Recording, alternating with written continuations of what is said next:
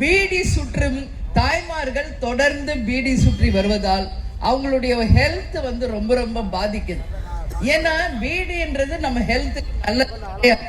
அப்போ அதையே தொழிலாக பீடி சுத்துற தொழில் செய்யும் நம் பெண்கள் அந்த உடல் பாதிப்புல இருந்து காப்பாற்ற வேண்டியது ஒரு அரசின் கடமை. அதனால ஒரு நாளைக்கு அவங்களுக்கு 600 ரூபாய் தான் கிடைக்குது. ஆனா அது மருத்துவ செலவுக்கே அவங்களுக்கு சரியா போகுது. அதனால அவங்களுக்கு ஒரு ஃப்ரீ ஹாஸ்பிட்டல் நிச்சயம் அந்த பீடி தொழிலை நடத்துகின்ற முதலாளிகளே அவங்களுக்கு வைத்து தரணும். அது இல்லாம கவர்மெண்ட் சார்பாகவும் அவங்களுக்கு உரிய அனைத்து சலுகைகளையும் செய்ய வேண்டும் என்று மக்களுடைய பிரச்சனையை நாங்கள் கவனத்துக்கு அரசு கவனத்துக்கு கொண்டு போவோம் உறுதியாக என்பதை தெரிவிச்சுக்கிறேன்.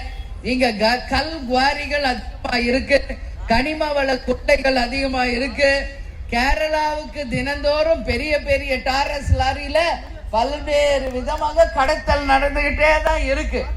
இதையெல்லாம் கண்டிக்கக்கூடிய அளவுதான் தேசிய முற்போக்கு திராவிட கழகத்தின் சார்பாக மிகப்பெரிய ஆர்ப்பாட்டத்தை நாம் நடத்தினோம்.